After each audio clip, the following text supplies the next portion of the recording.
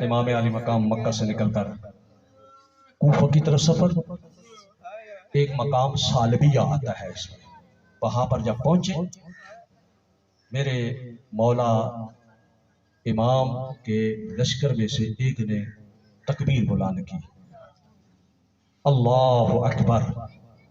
امام نے پوچھا تکبیر بلند کرنے کا وجہ؟ انہوں نے کہا کہ ہم کیونکہ کوفے کے راستے کو جانتے ہیں، کوفہ جب آتا ہے تو اس کی ارد گرد کھجوروں کے باغ ہیں اور کھجوروں کے درخت نظر آتے ہیں، یوں دور سے لگ رہا ہے کہ وہ سامنے دیکھیں کھجوروں کے درخت نظر آ رہے ہیں۔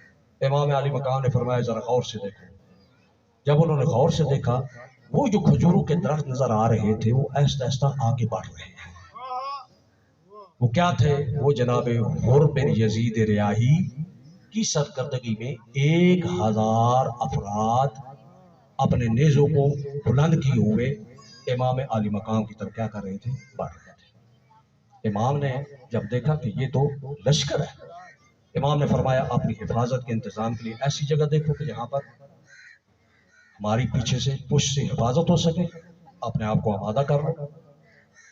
لشکر آگے بڑھتا رہا، پہنچا ہے وہاں پر کس کے پاس؟ مولا کے پاس۔ مولا نے جب دیکھا کہ لشکر کی حالت بڑی عجیب ہے، پیاس سے ہلکان ہے، جانور بھی پیاس ہے، انسان بھی پیاس ہے۔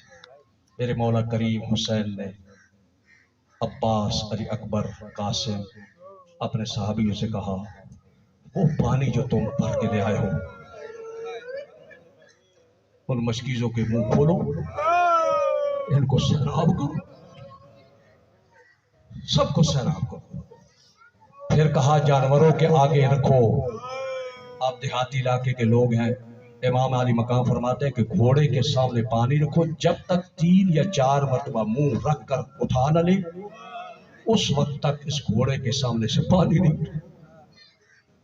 علی بن طحان محاربی یہ لشکر سے پیچھے رہ گیا تھا، یہ اونٹنی پر سوار تھا، اتنا پیاسا تھا کہ اونٹنی سے اترا، گر پڑا۔ امام علی مقام خود مشکیزہ اٹھا کر اس کے پاس گئے۔ امام علی مقام نے کہا کہ اپنے ہاتھوں کو آگے کر، لیکن پیاس کی وجہ سے اس کے ہاتھ کانپ رہے تھے، پانی ڈالتے پانی نیچے گر جاتا۔ میرے مولا کریم کہا کہ اپنے ہاتھوں کو ہٹا۔ حسین نے اپنے چلو کے ساتھ اس کو پانی پلایا۔ امام علی مقام نے اخلاقی اعتبار سے اس حر لشکر کا جو سالار تھا اس کے دل پر قبضہ کر لیا۔ امام علی مقام نے کہا کہ ہاں اب کس لیے آئے ہو؟ اس نے کہا کہ عبید اللہ نے ہمیں بھیجا ہے کہ آپ کو کوفے لے چلے۔ امام نے فرمایا میں کوفے جانے کے لیے تیار نہیں ہوں، تم لوگوں نے خود مجھے بلایا تھا، اب بے وفائی کیا، میں واپس چلا جاتا ہوں۔ انہوں نے کہا کہ نہیں، آپ کو واپس بھی نہیں جانے دیں گے، آپ کو لے جائیں گے۔ امام نے فرمایا کہ میں کوفے جانے کے لیے تیار نہیں۔ امام جب آگے بڑھنے لگے، اسی حر نے امام کے گھوڑے کی لگام میں ہاتھ رکھا اور راستہ روکا۔ میرے مولا نے اس کو کہا سکلت کا امک، اے حر تیری ماں تیرے غم میں بیٹھے۔ یہ سننا تھا، اس کا چہرہ متغیر ہوا، لیکن کہنے لگا اے حسین آپ نے تو میری ماں کا نام لیا ہے، لیکن میں جانتا ہوں تیری ماں زہرا ہے، تیری ماں زہرا ہے، میں اپنی زبان پر نہیں کچھ کہہ سکتا۔ امام نے اس کو کہا میرا راستہ چھوڑ، مجھے بتاؤ کہ اس منظر کو کیا مخدومہ عالیہ نہیں دیکھ رہی تھی؟ دیکھ رہی تھی۔ امام چل پڑے، یہ بھی ساتھ ساتھ چل پڑا۔ آگئی وہ جگہ کہ جہاں پر کرب و بلا کہا جاتا ہے۔ حسین نے جب پوچھا اس زمین کا نام کیا ہے؟ کرب و بلا۔ حسین نے پڑھا انا للہ و انا الیہ راجعون۔ اپنے ساتھیوں کو کہا یہیں پر اپنا سامان اتارو، اور بڑا واضح بتایا یہ وہی جگہ ہے کہ ہمارے جوانوں کے جسم جس جگہ پر گرے گے، جہاں پر ہمارا خون گرے گا، یہ وہی جگہ ہے کہ جہاں پر ہمارے جسم کے ٹکڑے ٹکڑے ہوں گے۔ بس اس جگہ پر ڈیرا لگا لیا گیا۔ اب ایام محرم گزرتے رہے، 7ویں کا دن آیا، ظالم نے ایک اعلان کیا، اہل بیت پر پانی بند کر دو، جنگل کا ہر جانور پانی پی سکتا ہے، اہل بیت کے بچے پانی نہیں پی سکتے۔ پس عزادارو، آپ کو پتہ ہے کہ گرمی کا موسم ہو، پانی بھی نہ ہو، چھوٹے چھوٹے بچے ہوں، حسین کے خیموں سے العطش العطش کے معصوموں کی آواز بلند ہو رہی تھی، وہ آواز بلند ہو رہی تھی۔ بچے، آپ کو پتہ ہے کہ جب کوئی چیز مانگنی ہو باپ سے نہیں مانگتے، ماں سے مانگتے ہیں۔ کیا کہا؟ ماں پیاس، ہائے پیاس۔ یہ آواز ہور کے کانوں میں پہنچ رہی تھی، ہور کا سر جھک رہا تھا۔ اے ہور، تو نے کیا کیا؟ حسین نے تو تجھ کو پانی پلایا، تو نے حسین کے بچوں پر پانی بند کروا دیا۔ جو بچے العطش العطش کی صدا دے رہے ہیں، بس ہور کا دل حسین کے قبضے میں آ چکا تھا۔ عزادارو، 10ویں کا دن چڑھا، عمر بن سعد کے پاس گیا، کیا حسین کے ساتھ واقعی جنگ کرنی ہے؟ عمر بن سعد نے کہا ہاں جنگ کرنی ہے، دیکھنا جسم کٹ کٹ کے گریں گے۔ اس نے کہا کہ کوئی اور اس کا راستہ نہیں ہے؟ نہیں، اس کا کوئی اور راستہ نہیں ہے۔ جناب ہور آگے ایک ساتھی کو کہا، تو نے اپنے گھوڑے کو پانی پلا لیا؟ اس نے کہا کہ نہیں، اور مل کر پانی پلاتے ہیں۔ اب تاریخ کہتی ہے کہ تنہا جناب ہور تھے، بعض کہتے ہیں بیٹا بھی تھا، بھائی بھی تھا۔ چل پڑے، ایک جگہ پر پہنچ کر جناب ہور نے اپنے گھوڑے کو ایڑ لگائی، اس کا رخ حسین کے خیموں کی طرف کر دیا۔ امام عالی مقام اس منظر کو دیکھ رہے تھے، دیکھتے ہیں کہ ایک سوار ہے، آ رہا ہے۔ حسین سمجھ گئے کہ یہ ہور ہے۔ اے بعظمت کریم امام عباس، علی اکبر، جلدی آؤ، میرا مہمان آ رہا ہے، اس کا استقبال کرو۔ علی اکبر و حضرت عباس گئے، میرا کہا تو یہ کس لیے آ رہا ہو؟ بارگاہ حسینیت میں معافی مانگنے کے لیے آ رہا۔ اچھا، کہا کہ معافی مانگنے کا طریقہ؟ ہور نے کہا یہ نہیں ہے کہ میں سوار ہو کر جاؤں، گھوڑے سے اتر بیٹھا، کہا میری آنکھوں پر پٹی ڈال دو، میرے ہاتھ باندھ دو، اس حالت میں مجھے حسین کے پاس لے جاؤ۔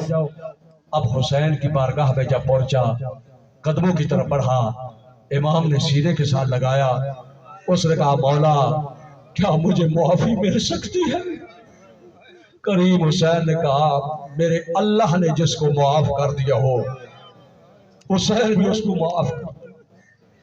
تو اپنی زندگی میں تیری ماں نے تیرا نام جو حر رکھا ہے، تو دنیا میں بھی آزاد ہے، آخرت میں بھی آزاد ہے۔ معافی مانگی، لیکن اسے پتا تھا کہ میں نے جب گھوڑے کی لگام میں ہاتھ ڈالا تھا، زہرا زادیاں اس کو دیکھ رہی تھی۔ اب بچوں پر جو پیاس کا عالم ہے یہ میری وجہ سے ہے۔ بس عزادارو، اس نے کہا کہ مخدومہ سیدزادیوں کی خدمت میں میرا معافی نامہ بھیجیں۔ جب بی بی کی خدمت میں یہ کہا گیا کہ حر معافی مانگنے کے لیے آیا ہے، زہرا زادی نے کیا کہا؟ اے حر، تو اس وقت ہمارا مہمان بنا جب تیری خدمت کرنے کے لیے پانی بھی موجود نہیں ہے۔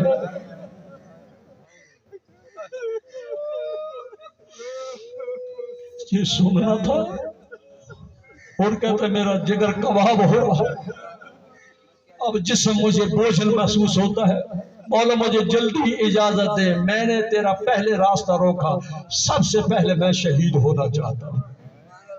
بس عزادارو، امام علی مقام سے اس نے عزت لیا، داد شجاعت دی، رجز پڑا، بہادری کے ساتھ لڑا، بالآخر زین سے زمین پر آیا۔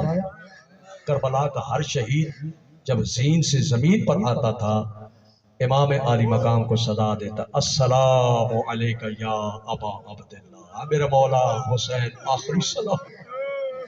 اور نے جب یہ آواز بلند کی، صدا بلند کی، حسین اگرچہ پیاسا ضرور تھا لیکن اس طریقے پر حور کی لاش پر پہنچے جیسے شہباز اپنے شکار پر پہنچتا ہے۔